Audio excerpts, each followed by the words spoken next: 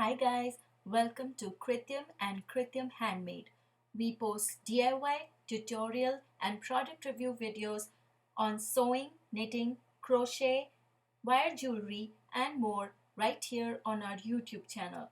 So if you are interested in any of these crafts, come join us and let's make stuff together.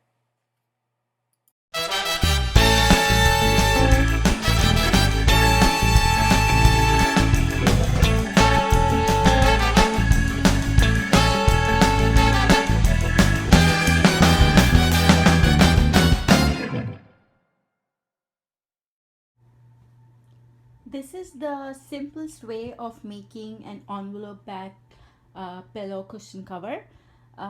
What I need is the dimension of my pillow insert, which is 18 by 18 inches. For the same, I need to cut a rectangle of fabric where the width would be 18.5 inches, which is like half an inch larger than my actual pillow insert, but the length would be calculated as follows.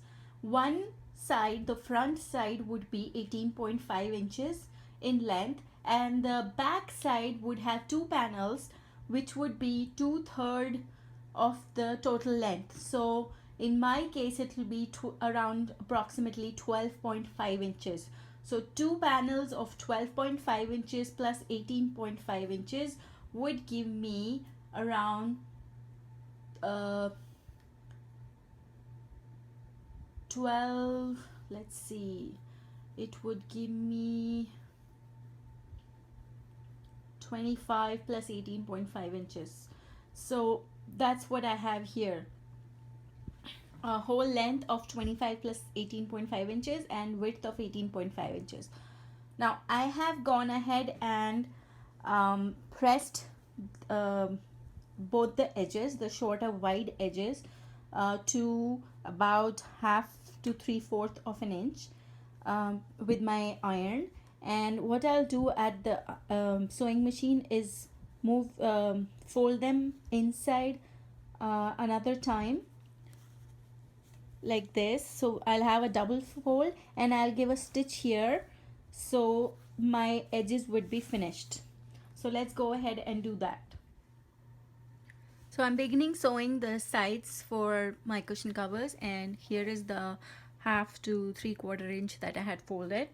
Now I'm going to fold that once more inside and I'm going to start sewing.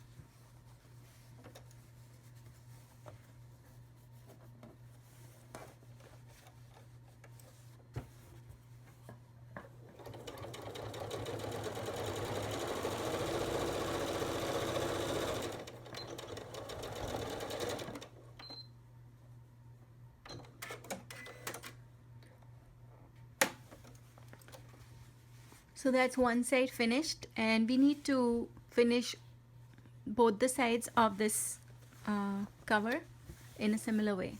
So one side left on this, and then I'll do the rest of my cushion covers, and then I'll move on to the next step.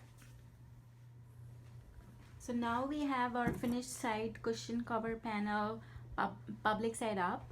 What we need to do is, from the first side over here, we need to measure 12.5 inches and iron it so that we have an iron crease here.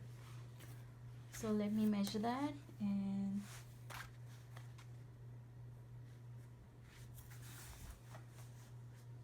that's about 10, so I need to increase that a little more.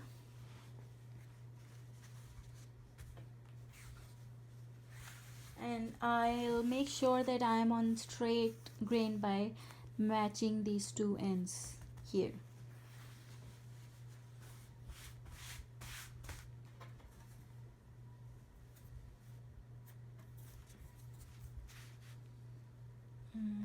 That's a tad bit larger, so I'll need to move that down a bit.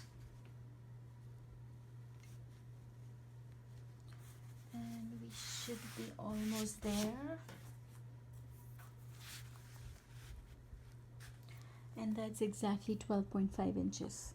Now from here we need to measure 18.5, and at this end we will fold the other side up, matching both the sides. Over here we are going to match the ends to keep it on straight grain, and that's how the pillow is going to be folded. Now what I generally do is I fold the shorter side. Let me iron that a bit.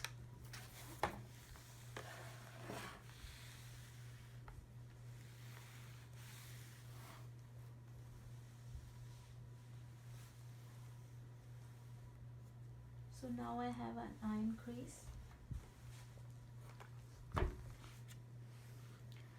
What I do is I keep the larger fold on top and the shorter fold down below. So when I fold it inside out, my shorter side will be up, facing outside, and that's how I'm going to be stitching on this side and this side. So I'm going to first stitch it with a sewing machine, and then I'm going to overlock the edges, and then I'll be back to show you how to finish and turn out the edges and corners. After sewing both the sides here and here, I need to finish my corners so that when I turn it out, I don't get rounded off corners. So what I'm going to do is cut this pointed edge. I'm going to cut a triangle without cutting the seam. So here is what I've done, and I'll do the same for all 4 corners.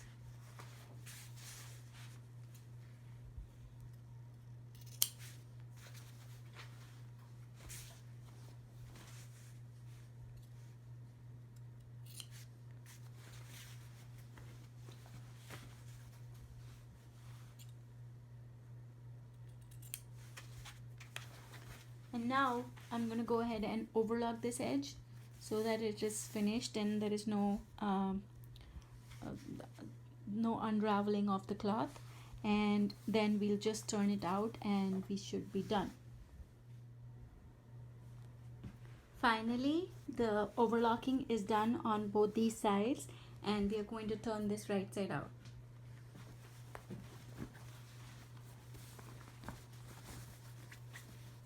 Making sure to poke the corners out with our fingers.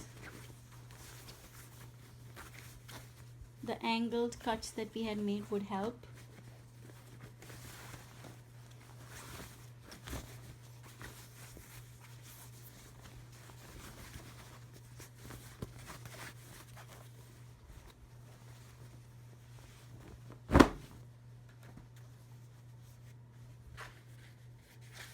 And there's a pillow cover, and all that needs to be done is give it a nice press to flatten it, and we should be good.